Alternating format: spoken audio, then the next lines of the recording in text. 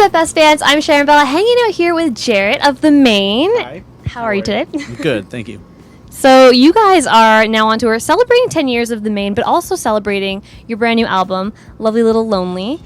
So my first question, since it's been 10 years and you've done a lot of really cool things for your fans to show your appreciation, I think that's one thing that really stands out about your band, what you guys do to show your fans that you guys care. Like the U-Haul thing. So I want to know your top 3 favorite over the past 10 years. So maybe a few earlier ones and maybe the recent ones that are your favorite. Okay, I guess for starters, we just had a festival in Phoenix. We called it the 8123 Fest. And it was awesome because we got all these bands that we've toured with over the years, all the friends that we've made, all together for one festival in our hometown. And we had like 3 days of just like, we did a special show where we played Pioneer front to back. And then there was like the festival day, but kids traveled from like all over the world. There was someone from New Zealand that showed up. So it was kind of humbling to see that like over the years going to visit so many places and going to everybody else's city, they were coming to ours. So for us, that was like a really cool, like full circle kind of moment. And then, yeah, well, I guess I could totally say the U-Haul thing that we did. So we packed a U-Haul with all of our band gear and like kind of decked it out to look like a really like cheesy stage. And we dressed up. We had our cheetah print suits on and we drove to people's houses and we played Bad Behavior. We just like opened it up. We told them we had a package for them, or like our manager went to their door, brought them out to the U-Haul, and then when he threw the door open, we were all in there and we played Bad Behavior. So I thought that was really special that you guys did that, but I'm curious, how did you make sure that they were there? Because that would have sucked if you all were like set up, ready to go, and then they weren't there. I think there might have been one house where the person wasn't home. Oh. So you didn't like specifically be home to receive the package at this exact time. It's very important. Yeah, well, we did actually, like Tim, I guess, did our manager, but there was one person who wasn't home, and then so we waited for him because he found out that they were on their way home from work, so we just sat like in the U-Haul waiting for him to come home. I felt kind of creepy, but it ended up being like really funny. So because imagine how like crappy that would have been. They would have realized later what happened and they missed out. So yeah, that's really cool you did that. Totally. And then I guess the third thing that comes to mind, we did a free tour a couple years back. And it was just really cool to have the opportunity to go on the road and play these shows for people totally free. I think over the years our fans have spent a lot of time and money on our band, and it was really cool to have the opportunity to give back to them and give them a totally free tour. So yeah, so people were able to travel farther because they weren't having to pay for tickets, and so the shows were crazy. Yeah, it was awesome.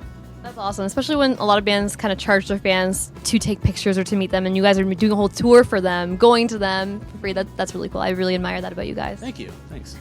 Now, you also recently posted to Instagram some stats about the new album, and it had a really powerful caption. It was like, no label, no distributor, just you, which is really awesome. I know you guys went from 2 different labels to becoming independent, so I want to know what that means to you, like the importance of that, and also what the obstacles that you guys had to kind of overcome to be able to do that so independently. Okay, well, so we started on Fearless Records. It was an independent record label. They were awesome. And then we went to Warner Brothers, and we're a very detail-oriented band. I think we really focus on the finer, small, minute details in everything that we do. It's kind of hard to pay attention to that on a major label. They kind of think big picture all the time and not more surgical.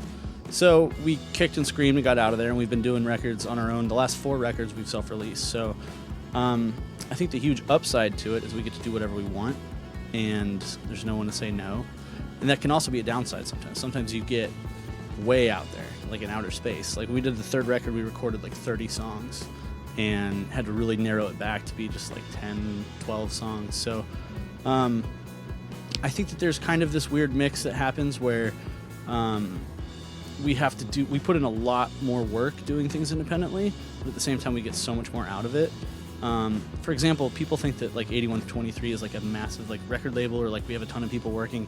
It's our manager Tim and like a few other people helping to make things work. So it's definitely a small scale operation, and we're trying to make it have a large impact. And without our fans, there's no way that any of that would be possible. Yeah. So we've learned along the way, especially going independent, that people are willing to go that extra mile for a band that they care about. And so for us, as much as we can give back to people, I think we've been seeing that return in our direction. And so this was totally like a grassroots effort. We didn't have a distributor for the record. we basically empowered our fans, and we're giving them incentives to go out and spread the word, and it worked out awesome. I feel like I totally trust our fan base, and I'm really proud of the work that everybody put in, and you know, we're sitting, I think we're almost halfway, we're a little over halfway done with this tour, and you can just see the response. You can see how people, ordinary fans of our band, have put in the work and made it known that this record is out, and I think that you know, we're seeing that at the shows. We're really seeing it. Yeah. That's amazing. Speaking of the fans, I have a couple of fan questions to ask you guys. Okay, so this question comes from Heather. Hi guys, my name is Heather, and I was just wondering, after so long of creating new music, how do you keep coming up with new concepts? Great question. How do you keep coming up with new concepts? So I think every record has started from a different place. When we went in for Pioneer, we were a little bit, like I said, we were kind of all over the map and just writing whatever we could in all different directions to see what stuck. And what ended up being the record was a collection of songs out of a much bigger collection of songs. We picked these like 12 tracks that sounded the most alike. And then for the next record, the inspiration for Forever Halloween was to record it to tape. We wanted to do it all live, all analog.